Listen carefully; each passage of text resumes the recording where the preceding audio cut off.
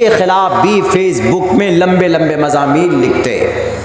हमारे नौजवान तबका है, हमारे कुछ ऐसे लोग हैं जो नाखानदगी के शिकार हैं, जहालत के शिकार वो लोग हैं। बाकी जो जिम्मेदार लोग हैं उनको भी वुसअत नज़री से काम लेना चाहिए। अगर किसी लेटर पैड पर अब्दुल्ला सालिम का बाइकाट किया जाता है तो अब्दुल्ला सालिम से आप पूछिए जनाब नाज़िम आला साहब कि मौलाना अब्दुल्ला सालिम साहब आपने फ़लाँ फ़लाँ कंट्रीज़ के बारे में ये बातें कही, जो बातें उसमें हैं वो बातें हमारी कही हुई नहीं, लेकिन नहीं फ़ौरन जनाब। और आप बाइकाट किन लोगों से करवा रहे हैं? आप बाइकाट करवा रहे हैं, फलां बिरादरी के लोग बाइकाट करें, हमारे शेरशाहबादी बिरादरी के लोग बाइकाट करें, हमारे जमात अहले हदीस के भाई मैं अंग समझता हूँ शेरशाहबादी बिरादरी का। सीमांचल में कुछ होगा तो अब्दुल्ला सबसे पहले आएगा, आप नहीं आएंगे पहले।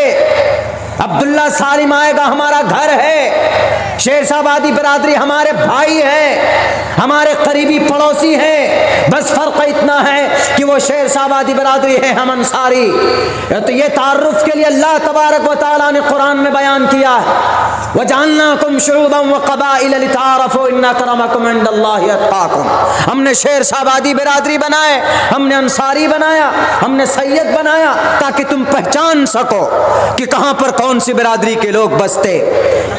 आप अलग मत कीजिए इनको, हम इनको अपना बॉडी का पार्ट मानते हैं। सीमांचल हमारी धरती है, हम करीब के रहने वाले, अररिया के रहने वाले। अगर कटिहार के मुसलमान को, कटिहार के इंसान को अगर कोई दिक्कत होगी तो प्रोटेस्ट करने में अब्दुल्ला सालिम सबसे पहले रहेगा। आप तहकीक कीजिए तब जाकर के कोई बात कहिए।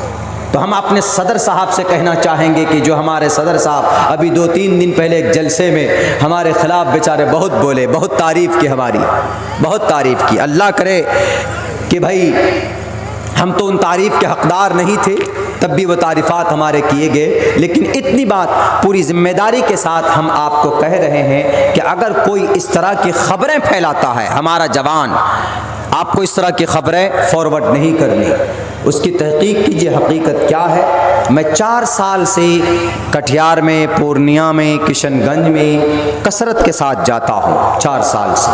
कभी कोई बात नहीं हुई, कभी इस तरह की बात नहीं हुई। अचानक कुछ लोगों के पेट में दर्द हुआ, अंदर प्लानिंग की और मौलाना को, लो जनाब मौलाना को बदनाम करो, और 1-2 दिन के अंदर एकदम अंबार लगा दिया गया मौलाना के ऊपर इल्ज़ामों के, बहतान के।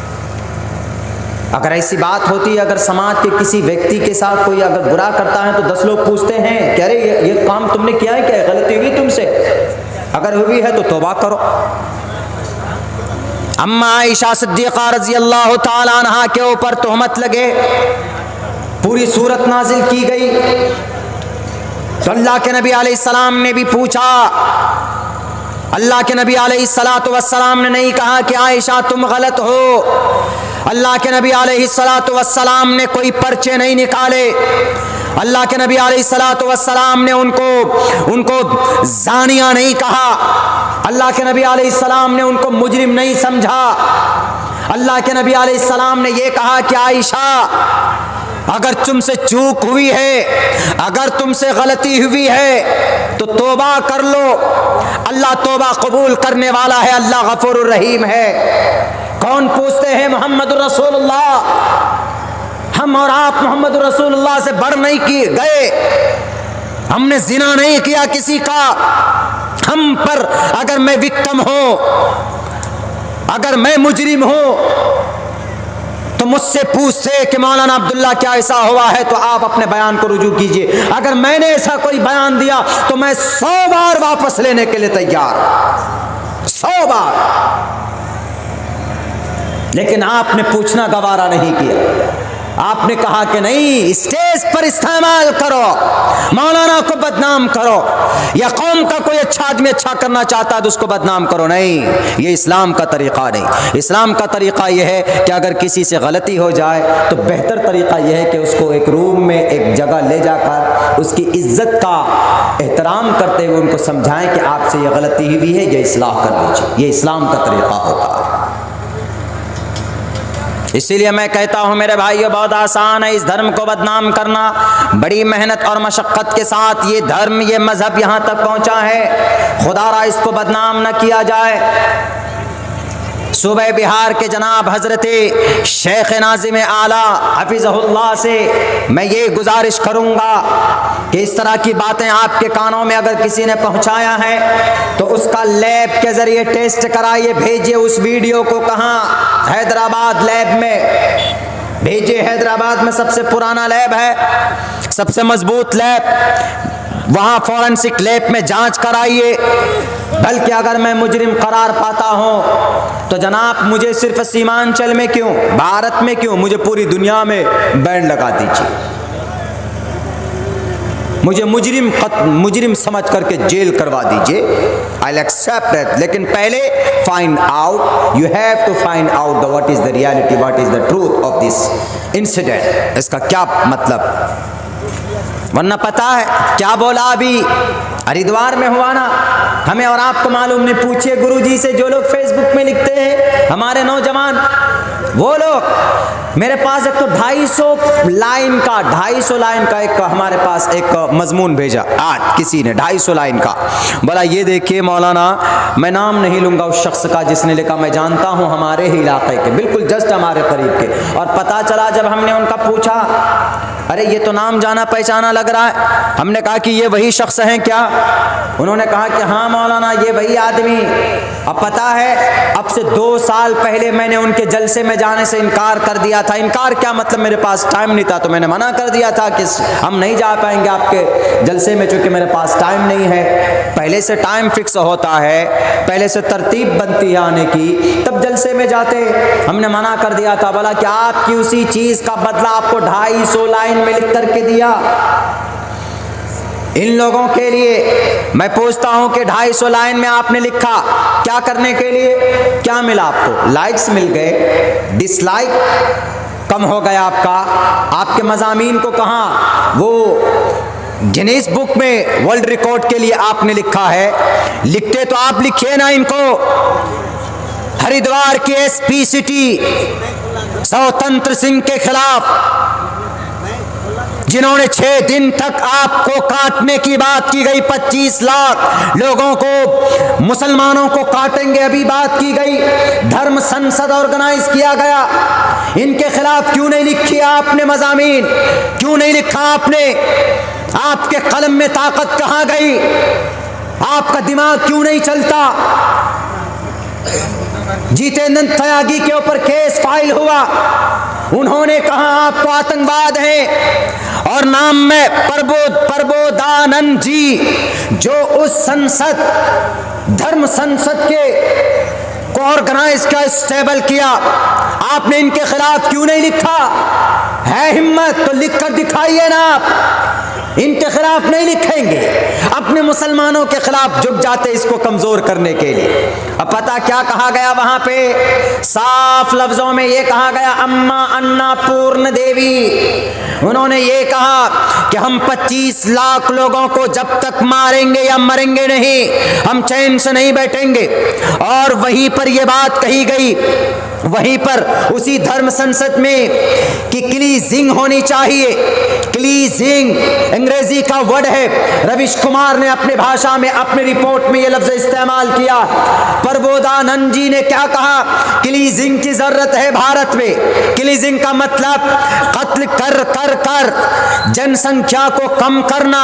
जैसे म्यांमार में, बर्मा में, वहां के बुद्धिस्ट ने आंग सांग सूची के इशारे पर, वहां के बुद्धिस्टों ने 40,000 मुसलमानों को मारकर जला दिया, वहां की आबादी कम की मुसलमानों की।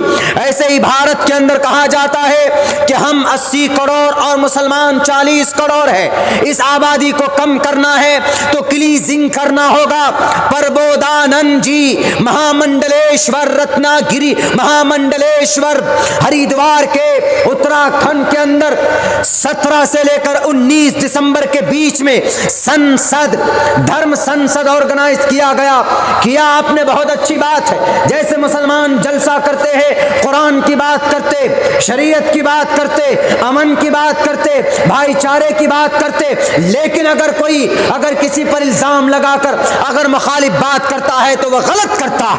आप में और उस स्वामी नरसिंहानंद जी में, स्वामी प्रबोधानंद जी में, अन्नपूर्णा देवी में क्या फर्क रह जाता है? वो भी आपके खिलाफ बोलता है, आप भी अपनों के खिलाफ बोलते हैं, तो you are look like that person. आप सेम उसी तरीके पर आपकी सोच है, आपका माथा और आपका अकीदा है कि जैसे आज दुश्मनों ने इस्लाम इस देश में मुसलमानों की आबादी को कम करने के लिए क्लीजिंग की बात कर रहे हैं और कह रहे हैं कि सन 2024 के अंदर जनाब हम इस देश के अंदर सनातन वैदिक धर्म हिंदू राष्ट्र बनाएंगे। ये तैयारी चल रही, और आपकी क्या तैयारी है? मौलाना अब्दुल्ला के ऊपर बैंड लगनी चाहिए। मौलाना अब्दुल्ला ऐसे ऐसे बोलते। मौलाना अब्दुल्ला साहब, मैं एक तालिबे इल्म, स्टडी मेरी अब भी जारी, लेकिन मेरी जो सोच है वो पूरे भारत के तकरीबन 50% हमारे मुस्लिम भाइयों की और नॉन मुस्लिम भाइयों की सोच है। क्या सोच है? कि इस देश को सनातन वैदिक सनातन धर्म हिंदू राष्ट्र नहीं बनना चाहिए। इस सोच के ऊपर अब्दुल्ला बोलता है। हमारी ये सोच है। तकरीबन आधे % में भारत के अंदर हिंदू मुसलमान वो है जिनकी ये सोच है। तो हमारी सोच के खिलाफ हम अगर बोलते हैं तो एक तहरीक है गोया के, हमारी टांग खिंचाई तो आपको नहीं करना चाहिए। तो पता है प्रबोधानंद जी ने क्या कहा कि हाँ इनका बढ़ रहा है, रोज बरोज जुल्म बढ़ रहा है, देखिए इनकी आबादी बढ़ रही है। जनाब पहले तक तो ये बात कहते थे कि मुसलमानों की आबादी घटाओ, जनसंख्या नियंत्रण कानून लाओ, उत्तर प्रदेश में लाए भी गए, और आज ही नरसिंहानंद जी और अन्नपूर्णा देवी जी और प्रबोधानंद जी और बहुत बड़े बड़े नेता भी थे उसमें। और मेरे भाई आखिर के अंदर में कौन सा शस्त्र चलाने की ट्रेनिंग दी गई, वीडियो लीक हुआ है। और क्या बात है कि उन्होंने कि डायरेक्ट साफ लफ्जों में ये कहा है कि इस देश को हिंदू राष्ट्र बनना चाहिए। अगर वहीं पर कोई ऑर्गेनाइज होता, अगर मैं इसी मंच में अभी बोल दूं कि नहीं इस देश को मुस्लिम राष्ट्र होना चाहिए, तो मैं कल जेल के अंदर रहूंगा। फौरन FIR, 3 दिन गुजर गए, कोई FIR नहीं हुआ। SP सिटी साहब सौतंत्र सिंह SP सिटी हरिद्वार, आप तेल में कान में तेल डालकर क्यों सोए हुए? जब आपसे पूछा जाता है तो उन्होंने क्या कहा? अभी तक कोई FIR लॉन्च नहीं हुआ है जनाब, हम कैसे उनके ऊपर वो करें। सुओ मोटो क्या होता है जानते हैं आप? जानते होंगे सुओ मोटो के तहत ऐसे भड़काऊ भाषण देने वाले के खिलाफ FIR होना चाहिए और उनको जेल में डालो। तो पकड़े गए तो कौन पकड़े गए? बेचारे बली के बकरा, वो वसीम आनंद जी पकड़े गए और बाकी और सारे लोगों को छोड़ दिया गया। ये तैयारी वहां चली प्रबोधानंद जी के शहर में। वहां पर जनाब अन्नपूर्णा देवी आए, उन्होंने कहा कि जिसका शस्त्र जितना मजबूत होगा वही कौम जिंदा होगी। हम तो कहते हैं कि शस्त्र से काम नहीं चलता, बाजुओं में ताकत होनी चाहिए, बाजुओं में। मोहम्मद बिन कासिम अस्सक़फ़ी जब आए थे इस देश को वादिये सिंध में अपनी बादशाहत की लड़ाई लड़ने, उनका एक फौज जब कहता है राजा उस वक्त का राजा कहता है कि Mohammed bin Qasim you are a child, you are my child, look like my child, मेरे बच्चे की तरह तुम दिखते हो, तुम कैसे मुकाबला करेगो? 17-18 साल की उम्र थी मेरे नौजवानों मोहम्मद बिन कासिम की। तो उस वक्त का बादशाह राजा भारत का राजा दाहिर ने कहा कि मोहम्मद बिन कासिम ये तुम्हारे 6000 लश्कर मेरे इतने बड़े देव सेना का मुकाबला करेंगे? नहीं कर सकते, वापस चले जाओ वरना तुमको हार का सामना करना पड़ेगा। ये 18 साल साल का बच्चा, मैं सुनाना चाहता हूं अन्नपूर्णा को, मैं सुनाना चाहता हूं हरिद्वार के वो प्रबोधानंद जी को। क्या आप अगर कमजोर समझते हैं तो कमजोर मत समझिए हमें। हम अमन वाले शांति के साथ हम रहते हैं। हम इस तरह के प्रोग्राम ऑर्गेनाइज नहीं करते, हम इस तरीके से भड़काऊ भाषण नहीं देते। हम इस देश को मुस्लिम राष्ट्र नहीं बनाना चाहते, आप इस देश को हिंदू राष्ट्र बनाना चाहते हो। हम तो इस देश के we the people of India के आइडियोलॉजी को एक्सेप्ट कर चुके थे 26 नवंबर 1949 को, और हमने 26 जनवरी 1950 को अपने सीने के अंदर उसको जगह दे दिया था। तो सुनिए क्या कहा मोहम्मद बिन कासिम को राजा दाहिर ने कहा कि चले जाओ मोहम्मद बिन कासिम, जहां से आए हो हज्जाज बिन यूसुफ के पास, वलीद बिन अब्दुल मलिक के पास चले जाओ, नहीं तो तुम्हारा जनाजा यहां से जाएगा। उन्होंने कहा क्यों? कहा तुम्हारे पास शस्त्र नहीं है, तुम्हारे पास तीर ताले नहीं है, तुम्हारे पास तीर भाले नहीं है, कैसे मुकाबला करोगे? उन्होंने कहा कि हमारे फौजों के पास टूटी हुई तलवार नजर आ रही ना तुमको, भेजो तुम अपने सबसे बड़े योद्धा को भेजो। राजा दाहिर सबसे बड़े योद्धा को भेजता। उधर मोहम्मद बिन कासिम एक मुशर्रा लिबास, शक्ल में दाढ़ी, सर पर माथे पे नमाज का निशान, उसको भेजता है कि जाओ फजर की नमाज पढ़कर वो सैना निकलने के बाद कहा कि राजा दाहिर के इस फौज को चखाओ तो मजा क्या होती है, तलवार की ताकत क्या होती है। सुनना कान खोलकर महामंडलेश्वर की यति नरसिंहानंद जी, अन्नपूर्णा देवी जी, प्रबोधानंद जी, अगर आपको ऐसा लगता है कि शस्त्र मजबूत हो तो कौम जिंदा रहती है, नहीं, कौम जिंदा रहती है सोच से, कौम जिंदा रहती है ह्यूमैनिटी से, कौम जिंदा रहती है अमन और शांति से, कौम जिंदा शस्त्र से नहीं होती। अगर शस्त्र से कौम जिंदा होती तो कौम आज के पास जितने बड़े हथियार थे वो कौम जिंदा होती, लेकिन आज उस कौम का नामो निशान नहीं।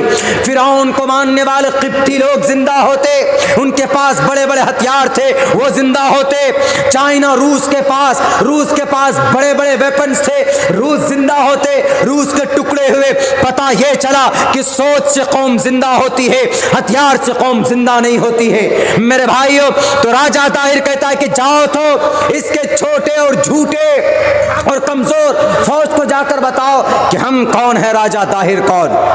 यही बात ये सिंध में लड़ाई हुई। जब आए उधर से तो हमला किया तो मोहम्मद बिन कासिम खुद आए मैदान में निकलकर उसको पीछे किया, उस मुस्लिम को, उस नौजवान को, और खुद आकर कहा कि आओ राजा दाहिर, हम तुमसे मुकाबला करें। उन्होंने कहा कि जाओ, खामखा तुम्हारी अम्मी रोएगी, छोटे बच्चे, दूध पीते बच्चे तुम लग रहे हो। उन्होंने कहा क्यों? कहा कि तुम्हारे बाजुओं में ताकत ही नहीं, हमारे हमले को कैसे तुम संभाल पाओगे?